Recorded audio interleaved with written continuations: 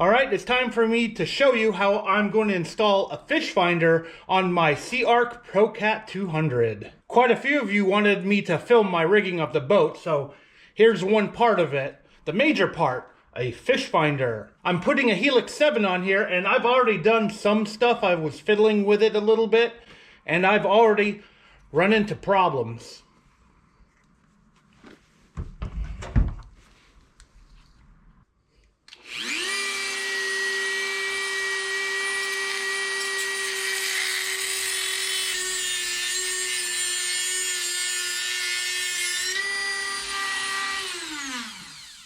So this transducer that I got from Clinton, I had to buy a mounting kit to mount it to the transom because Clinton didn't have his. And for some reason,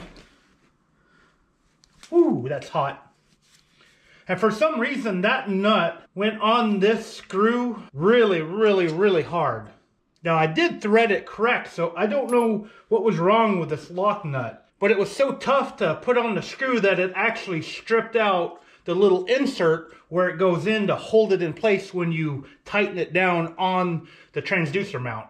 I did cut into the transducer a little bit, but it's not deep at all. And the business side is the bottom of it. So hopefully I didn't damage it. Now before I go to the parts store to replace this screw, I'm going to show you guys how you're supposed to mount a transducer properly. And the first thing, you have to mock it up and see about where it needs to be up and down on wherever you're mounting it on the back of the boat. Which this may be another problem. I don't think this was meant for a transducer because I found my speedometer foot still in the bag, so they may have not installed my speedometer on this boat. I never noticed if it was working or not. But I really don't need a speedometer because my fish finder has GPS and it will tell me how fast I'm going. That's what I was using on my other boat. You have to mock it up. I mean, this is already drilled in here, but you know, you mock it up and the center line of the transducer needs to be about right at the bottom of the boat. You don't want it too low, you don't want it too high. I used a piece of paper here to kind of guide it. And then, you know, you can mark it or eye it. I eyed it. I probably should have marked it, but I used my eyes. Right there, right about there. Should work. Now with this transducer, you're supposed to drill the 2 holes first once you get this part level. And this part is somewhat level. Hopefully it's good enough. In fact, this bracket right here is really level too, so that helps a lot. And once you get these 2 holes drilled, then you have to put this into the slot and then try to drill in these 2 screws while holding this whole contraption together, which is difficult to do. But that's what the instructions say. I didn't follow the instructions. I put them in right now. And I may replace these with nuts and bolts, because one of these I drilled a little bit too low. In fact, I'm probably going to get some 5200 as well. I like to put 5200 on the back of this. It's a silicone, a permanent silicone. Just helps hold it in place. Because you don't want this falling off when you're driving down the river. And you don't want it going sideways like what I just did by just barely touching it. These are pretty easy to back out, and then I can put this all back together and put them in and then clamp it in, and then it'll be good to go. But before I do all of that, I need to go to the hardware store and replace this screw. And I'm going to buy a few more bolts and nuts to mount the head unit. In video time, this should take exactly 1 second. Alright, here we are, 4 hardware stores and 1 day later. I finally found a bolt and a nut to work with this transducer mount. At least I hope this works with the mount. It looks like it will. I think they're using an oddball size on this. That's why I had such difficulty finding it. But hey, that fits in there pretty good. This screw and lock nut is actually bigger than what came in this kit. It's going in there easier. It's just hard to hold the nut in there while turning this. I'll leave it a little bit loose so I can adjust this once this is all together. All right, loosen these up.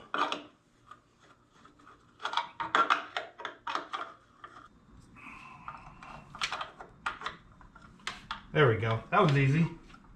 Now to tighten them back up.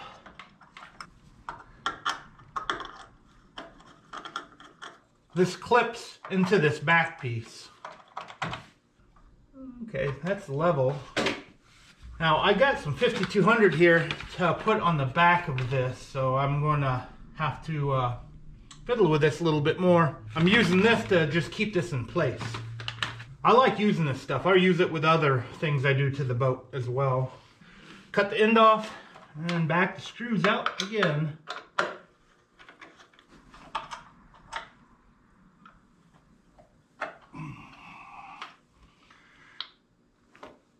I'm just putting it randomly on the back.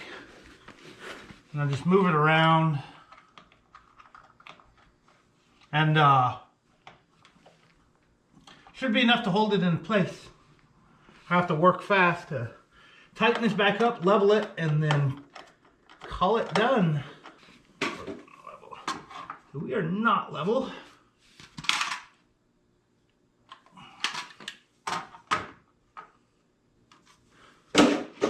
That is leveled.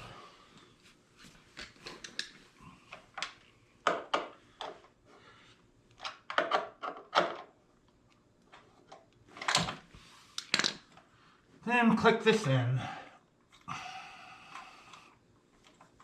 There we go. Oh, get in there. This is not going in there. It's not good. I have to take the transducer off. You can see these things have issues sometimes. I really don't know why they tell you to put the transducer on it first and then put it together.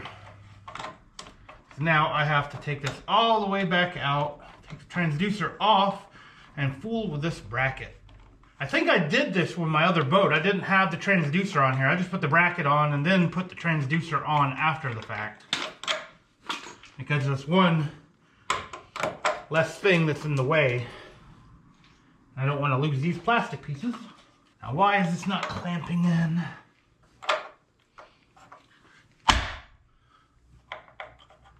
Okay, there we go. Sometimes you have to use brute force. I didn't want to do that with the transducer on. Now I'm going to put this other screw in.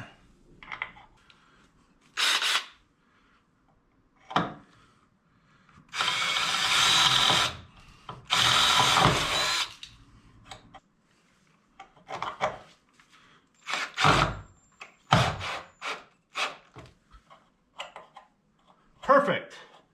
Now to make sure this is level again. Alright, we're level. Now to put the transducer back on it.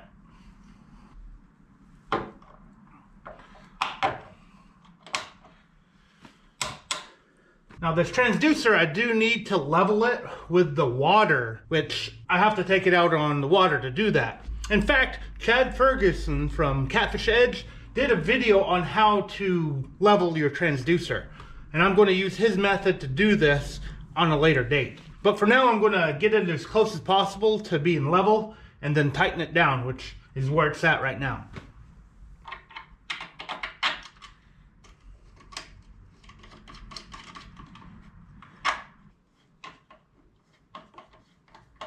Alright, the transducer is installed for now. Next is putting in the front unit, because I've already actually wired this. And I'm going to show you another issue I had while putting this transducer wire from here to the front of the boat. Now the issue I had here was this bracket. Right here is a removable bracket where the steering and the wiring goes from the front of the boat to the back of the boat. And the mistake that I made was that I removed this. It was easy to remove and then easy to put the wire through here, but putting this thing back on, it was really, really hard. I actually fiddled with this for 30 minutes until my dad showed up and I had him hold it while I put the screws in. It was that difficult. I even think SeaArk or even the dealership had problems with this because there's multiple holes behind where these screws are. So they had problems putting it in as well. Now, Chad Ferguson with Catfish Edge, he has a 240 instead of a 200, but it has this same thing, and he used a fish tape instead of taking this off. I definitely should have done what he did. Now, I did fish the wire through here with all the other wires, and I took this piece of metal off. I went further and took the cup holder out because it's easy to take out, and it gives me more room to work with. Because what I'm wanting to do is use nuts and bolts to hold down this ram ball. And this is the ram mount for my Helix 7. Here's the other parts to it. And you put it together and you can put it in whatever, orientation you want. I went ahead and already put these screws in. And you have to be careful when putting these screws in, you will crack it like I did.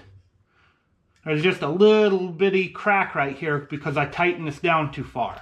This is plastic, and most of these ram parts are actually metal. I'm impressed with the quality of this kit. The 2 ball parts are rubber. Now what I'm going to have to do here, I'm going to have to drill 4 holes for this thing. Whoops. What I'm going to have to do is drill 4 holes and put those bolts and nuts through. And then I have to drill a hole for the wiring to go through. I'm not going to have it come out of the cup holder like I got it going on right now. This is where a drill bit and a rubber gasket comes into play. And always safety glasses. I need to mock this up to see where I want the fish finder to go.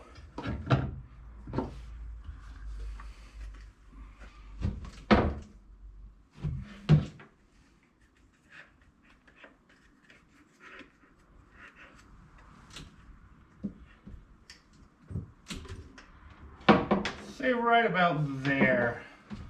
I don't want it right in front of me because I'm going to be driving straight forward and then look into the side just to see where I'm at on whatever river or lake I'm on. So now I could take this plastic piece and mount it right here, but this is not metal and it would just fall apart over time. So I want to put it on the aluminum. Guess where the first drill hole goes, and then the rest I can't guess.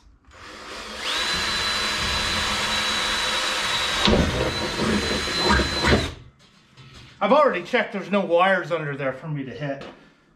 Probably should have mentioned that first. And I'm using just regular nuts with lock washers. Okay, I'm going to need a bigger hole.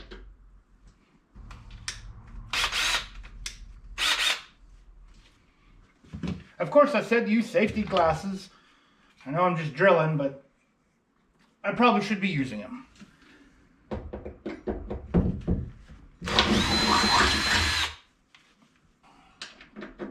There we go. I want it as tight as possible. This drill bit goes through the hole, so I can use it to put the rest in.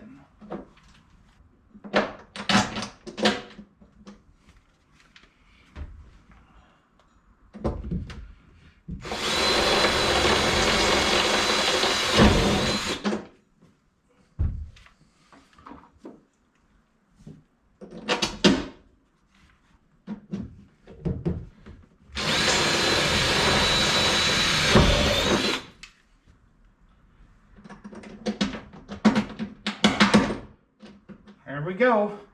Now to clean all this aluminum out of the way. Now to reach under here and put these little screws on with lock washers.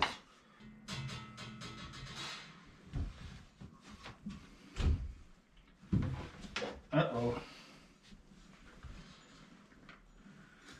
I'm going to have to go from underneath because I can't fit my hand through there. At least there's access from underneath it. A few moments later. All right, now it's a couple hours later. I had to recruit somebody to help me get these screws in. I wasn't able to reach the top while tightening the screws below. And this looks pretty good where it's mounted at. I can move it around and adjust it as time goes on. Now I have to get wires to this.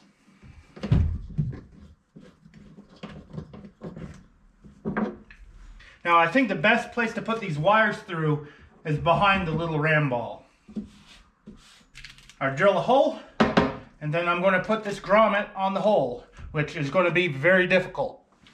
Put on safety glasses.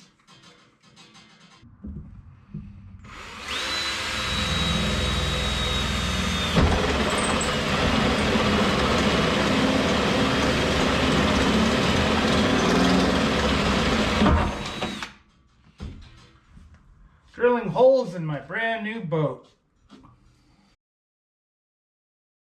Now to thread this wire through the hole. And the electric wire too, which just has this big thing on it, so you know, I'm going to have to thread this one backwards. But I'm going to thread the transducer first. And not like that. I'm going to have to go underneath and thread it up.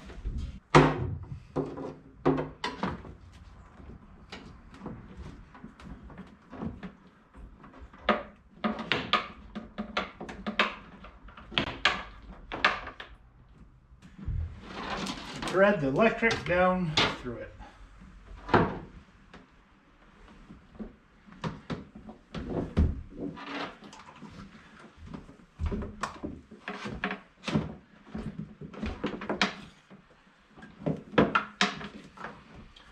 There we go. Now I haven't decided how I want to run all the batteries on this boat. This is pretty much where I stop. I'm not going to actually plug in the fish finder to power until I figure out what I'm going to do. I am going to mount it up and get a final look at this.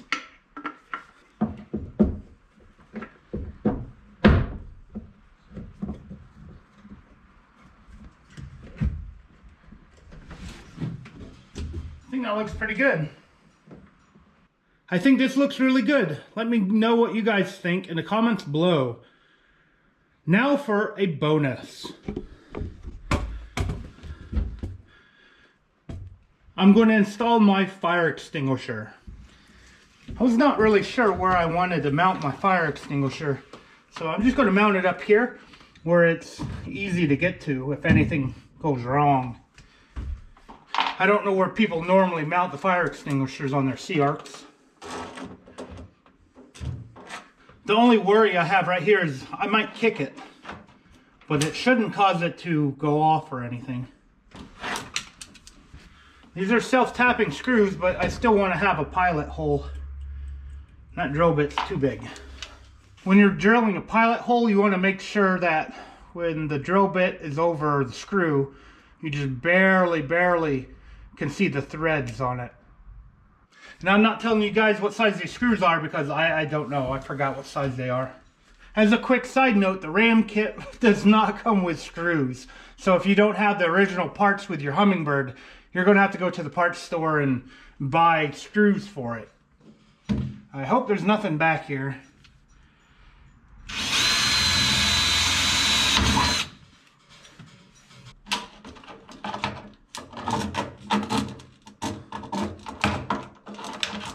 Ah! Okay, I gotta go get a socket.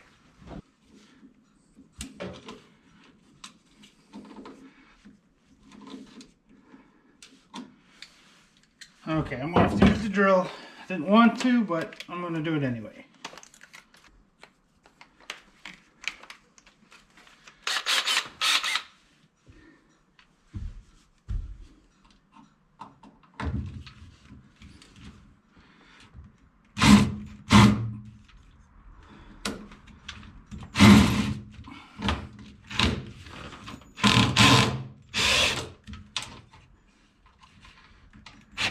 There we go.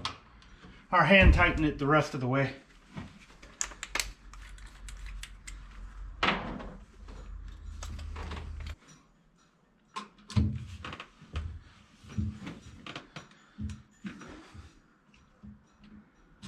I probably should have brought the level too, but I think this will work.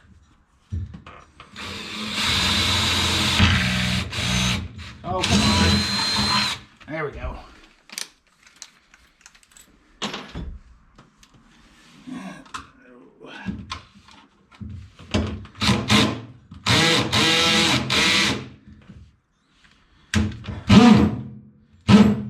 Oh, well, I should have used a hammer in the first place. Put it on the hammer drill setting, goes right in.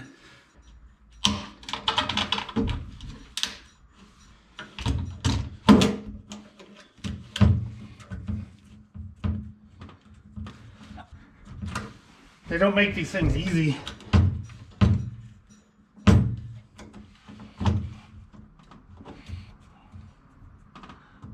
Alright, get the fire extinguisher in place.